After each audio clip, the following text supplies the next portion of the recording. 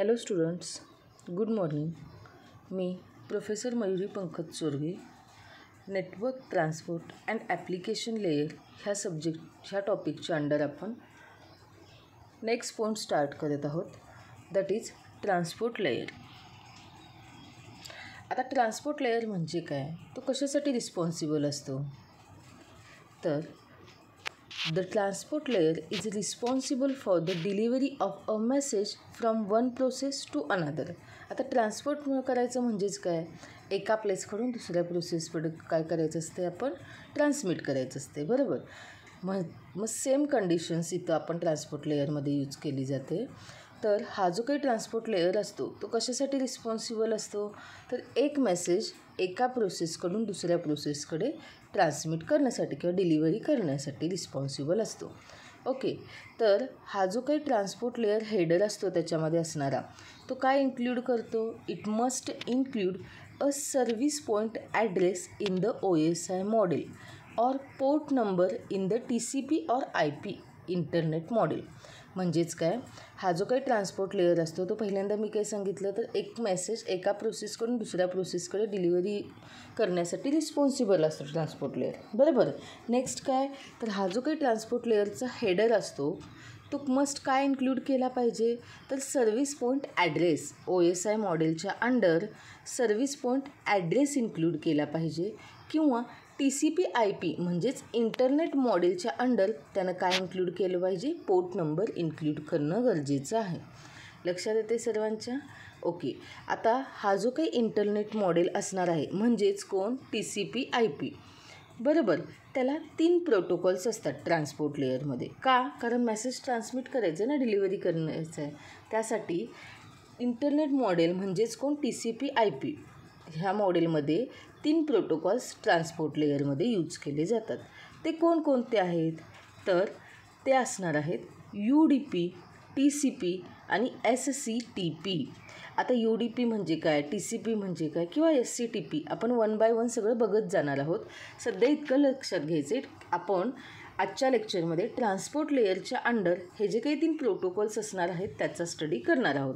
कारण ट्रान्समिट करण्यासाठी, एखादा मेसेज डिलिव्हरी करण्यासाठी ह्या 3 प्रोटोकॉल्सची गरज असतेच. ओके, आता हे 3 प्रोटोकॉल कुठं लागतात, तर जे काही TCP IP मॉडेल असेल म्हणजेच तुमचे इंटरनेट मॉडेल, तिथं ट्रान्सपोर्ट लेयरच्या अंडर हे 3 प्रोटोकॉल्स येतात. लक्षात येते? आणि ट्रान्सपोर्ट लेयर कशाला रिस्पॉन्सिबल असणार आहे सांगितले मी, तर डिलिव्हरी ऑफ मेसेज करण्यासाठी एका प्रोसेसकडून दुसऱ्या प्रोसेसकडे. नेक्स्ट मी काय सांगितलं, हा जो काही ट्रान्सपोर्ट लेयरचा हेडर असतो तो जर OSI मॉडेलमध्ये असेल तर त्यानं सर्व्हिस पॉईंट ॲड्रेस इन्क्ल्यूड करणं गरजेचं आहे. आणि जर तो इंटरनेट मॉडेल म्हणजेच TCP IP मॉडेलमध्ये असेल तर पोर्ट नंबर इन्क्ल्यूड करणं गरजेचं आहे. लक्षात येते? तर हा जो काही TCP IP मॉडेल असणार आहे त्याच्यामध्ये ट्रान्सपोर्ट लेयरचे 3 प्रोटोकॉल्स यूज केले जातात. कुठले कुठले, तर UDP, TCP आणि SCTP. आता हा जो काही UDP असतो तो काय असतो, ह्या 3 TCP IPच्या कम्पॅरेटिव्हली UDP काय असतो, सिम्पलेस्ट फॉर्म असतो.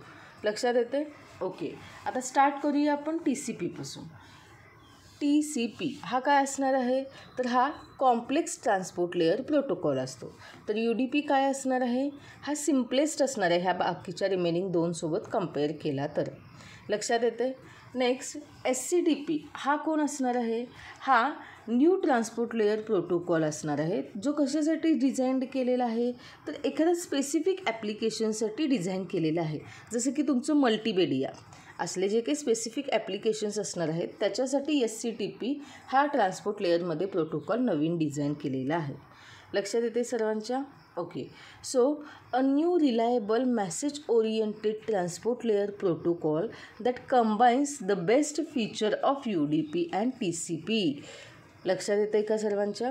पुन्हा एकदा सांगते मी, हे ज्या तिन्हीचं कम्पॅरिझन केलं तर UDP काय असणार आहे, सिम्पलेस्ट असणार आहे TCP आणि SCTPपेक्षा. ओके, तर TCP काय असणार आहे, कॉम्प्लेक्स ट्रान्सपोर्ट लेयर प्रोटोकॉल असणार आहे.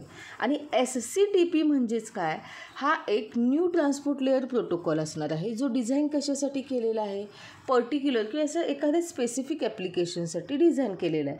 मग ते ॲप्लिकेशन्स मल्टीमीडिया म्हणून मी फॉर एक्झाम्पल तुम्हाला सांगितलेलं आहे. ओके, हे आपण जनरल डिस्कशन केलं, transport layer means what. Next point start करतो आहे आपण, that is process to process delivery. Transport लेअरच्या अंडर आपण 1 बाय 1 ते 3 प्रोटोकॉल स्टडी करणारच आहोत. पण बेसिकसाठी ट्रान्सपोर्ट लेअर म्हणजे काय, त्याच्यामध्ये प्रोसेस टू प्रोसेस डिलिव्हरी होते म्हणजे काय, याच्याबद्दल आधी आपण डिस्कशन करत आहोत. तर प्रोसेस टू प्रोसेस डिलिव्हरीबद्दल बघूया आपण. म्हणजेच काय असणार आहे प्रोसेस टू प्रोसेस डिलिव्हरी म्हणजेच the data link layer is responsible for delivery of frames between nodes over a link node to node delivery using MAC address to choose one node among several. म्हणजेच काय, data link layer कशासाठी responsible असतो, तर जे काही frames असणार आहेत, 2 नोड्समध्ये ज्या काही फ्रेम्स डिलिव्हरी करायचे असणार आहेत किंवा ट्रान्समिट करायचे असणार आहेत, त्यावेळी करत असताना हे कधी करत असणार आहे, तर over the link node to node delivery करावी लागते. त्यावेळी तिथं काय केला जातो, मॅक ॲड्रेस यूज केला जातो. आता मॅक ॲड्रेस कशासाठी यूज केला जातो, तर त्यातील जेवढे काही नंबर ऑफ नोड्स तिथं प्रेझेंट असणार आहेत, त्या नंबर ऑफ नोड्सपैकी 1 नोड चूज करण्यासाठी मॅक ॲड्रेस यूज केला जातो. लक्षात येतो आहे का?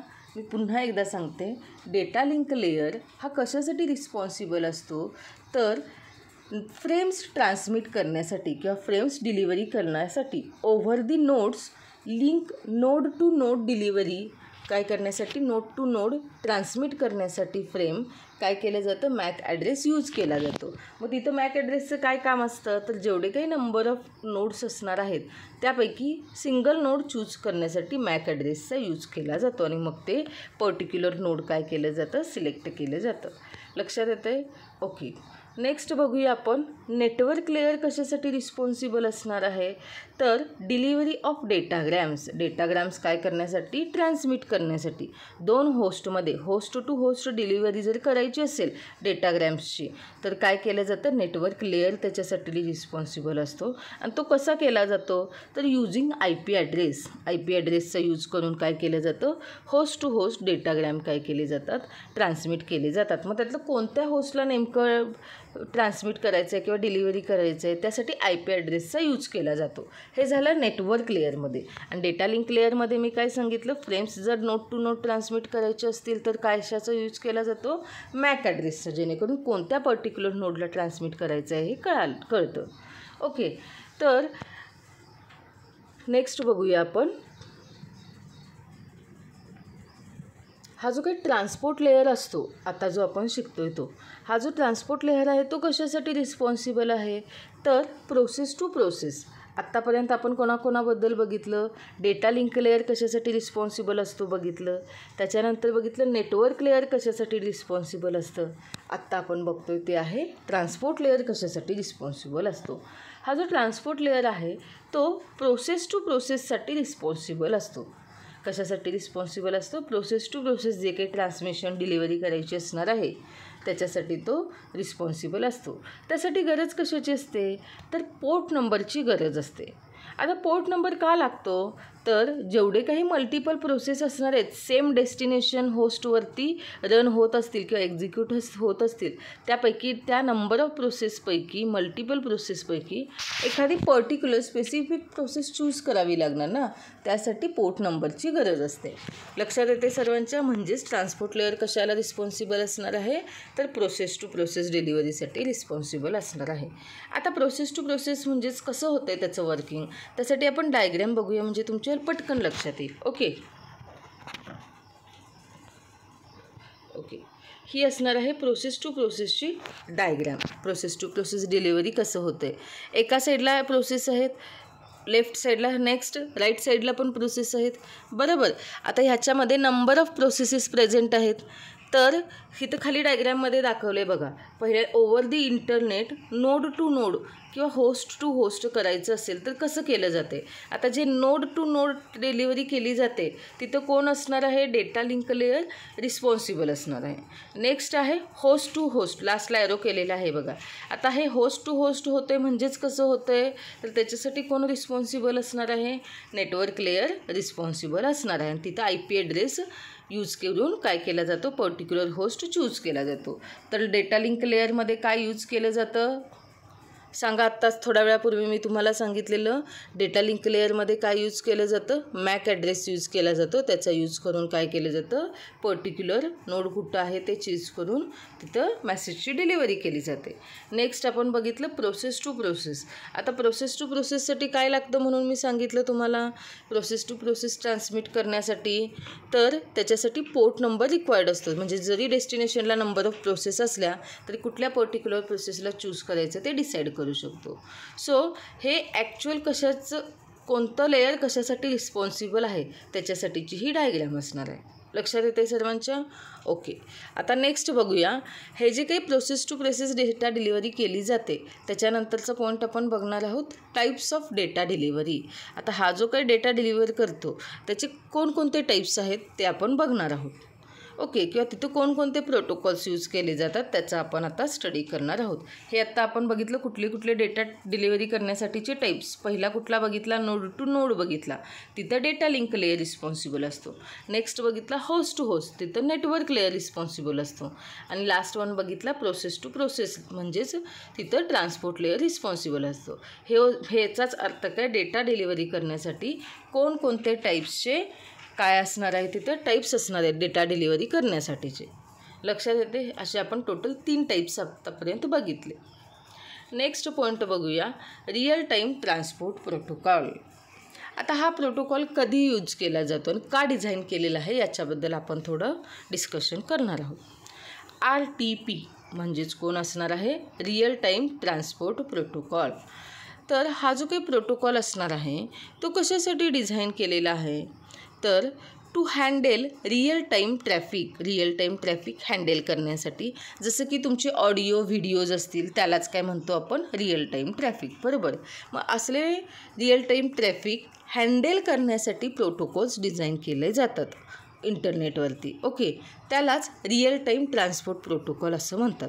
असे प्रोटोकॉल्स जे रिअल टाईम ट्रॅफिक हँडल करण्यासाठी डिझाईन केले जातात इंटरनेटवर, त्याच प्रोटोकॉल्सना आपण रिअल टाईम ट्रान्सपोर्ट प्रोटोकॉल असं म्हणतो.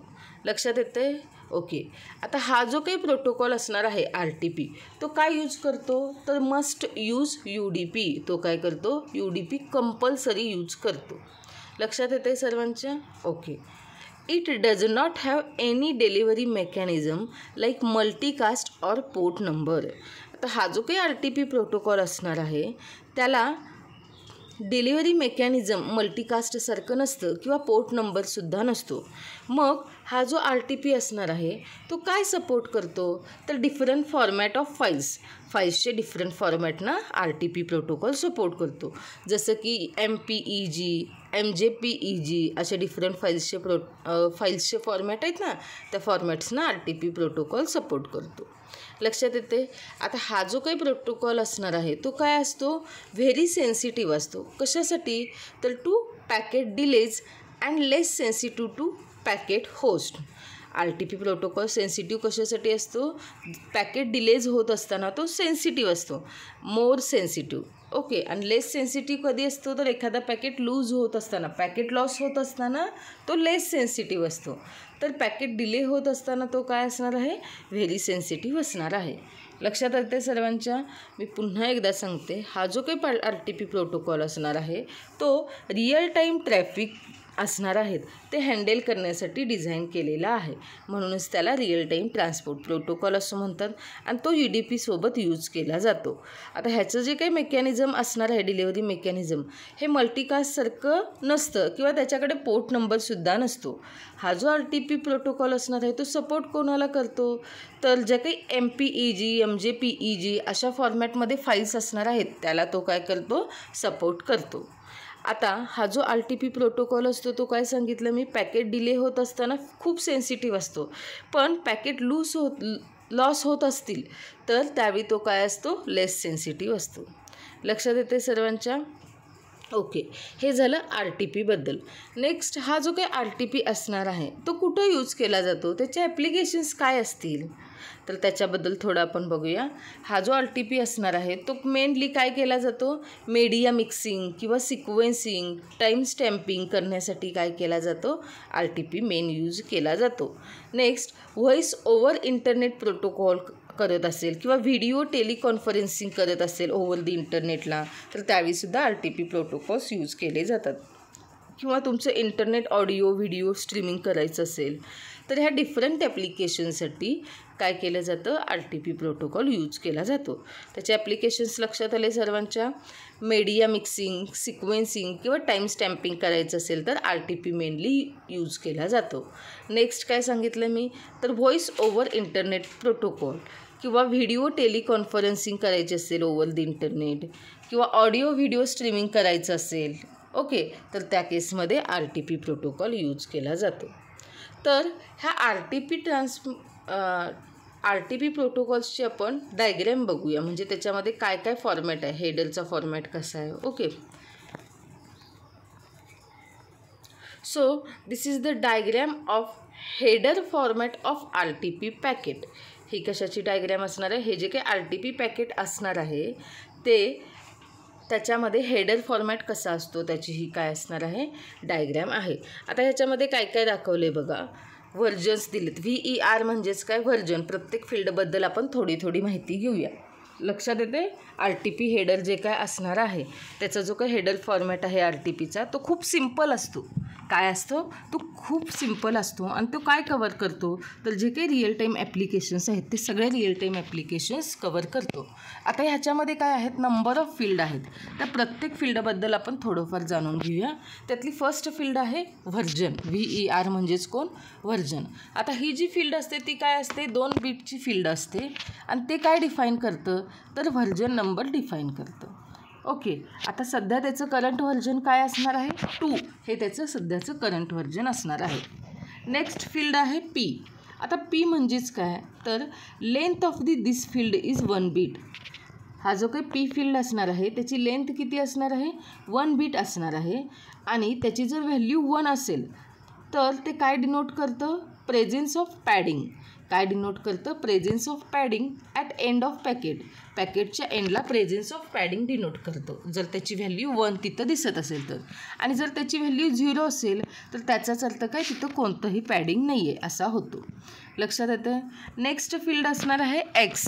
आता ही जी काही फील्ड असणार आहे ती फील्ड काय डिनोट करते आणि ती किती बीटची असते, तर ही जी काही X फील्ड असणार आहे त्याची लेंथ काय असणार आहे, ह्या फील्डची 1 बीट इतकी असणार आहे.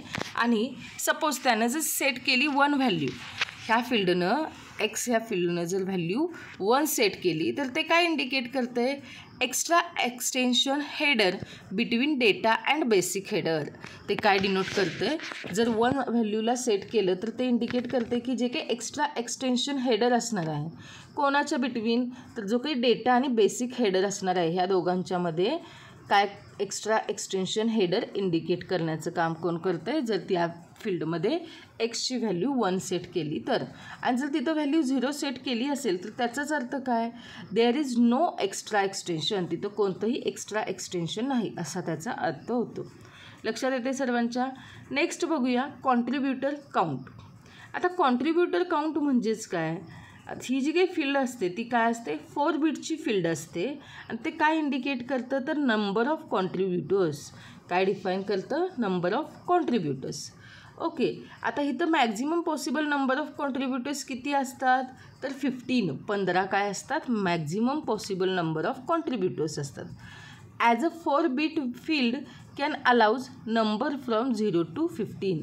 आता ह्याची लेंथ ह्या फील्डची 4 बीट असल्यामुळं तो काय अलाउ करतो, फ्रॉम 0 to 15 नंबर्सपर्यंत तो काय करतो, नंबर ऑफ कॉन्ट्रीब्युटर्सना अलाउ करतो. लक्षात येते सर्वांच्या. ओके, नेक्स्ट फील्ड असणार आहे M. आता ही जी काही फील्ड असणार आहे ती काय असते, 1 बीट इतकी असते आणि ती यूज काय केली जाते, तर ॲज एंड मार्कर. काय यूज म्हणून केली जाते, as a end marker by application to indicate end of its data. कशासाठी यूज केली जाते, तर जो काही एंड मार्कर असणार आहे त्या ॲप्लिकेशनकडून आलेला तो इंडिकेट करण्यासाठी, त्याचा जो काही एंड ऑफ इट्स डेटा असणार आहे तो इंडिकेट करण्यासाठी यूज केली जाते. नेक्स्ट असणार आहे पायलोड टाईप. आता पायलोड टाईप ही जी काही फील्ड असते ती किती असते, तर 7 बीट अशी त्याची साईज असते आणि ते इंडिकेट काय करते, तर त्याच्या नावावरूनच तुम्हाला लक्षात असेल, टाईप्स ऑफ पायलोड ते काय करते, इंडिकेट करतं. लक्षात येते. ओके, आता ह्याच्यामध्ये list applications of some common type of payload त्याच्यामध्ये इन्क्लुडेड असतात. आणि ही जी काही फील्ड असते ती किती असते, 7 बिटची असते. आणि ह्याच्यामध्ये टाईप्स ऑफ पायलोड इन्क्लुडेड असतात.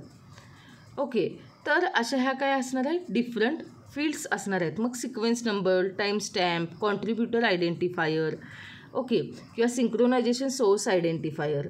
म्हणजे सर्वांना माहीतच आहे, तरी पण मी एकदा सांगते. नंबर ऑफ सिक्वेन्स असतात सिक्वेन्स नंबरमध्ये. नेक्स्ट सिंक्रोनायझेशन सोर्स आयडेंटिफायर किंवा कॉन्ट्रीब्युटर आयडेंटिफायरमध्ये काय असतं, त्याचा असा स्वतःचा आयडेंटिटी असतो. लक्षात येते? ओके, तर ह्या फील्डबद्दल आपण बघितलेलं आहे. व्हर्जन म्हणजेच काय, PX फील्डमध्ये काय काय असतं, कॉन्ट्रीब्युटर काउंट, पायलोड, ह्या सर्वांबद्दल आपण बघितलेलं आहे. तर इथं आपलं आजचं लेक्चर कंप्लीट होतं आहे. नेक्स्ट लेक्चरमध्ये आपण नेक्स्ट पॉईंट स्टार्ट करणार आहोत, that is user datagram protocol. Okay, thank you.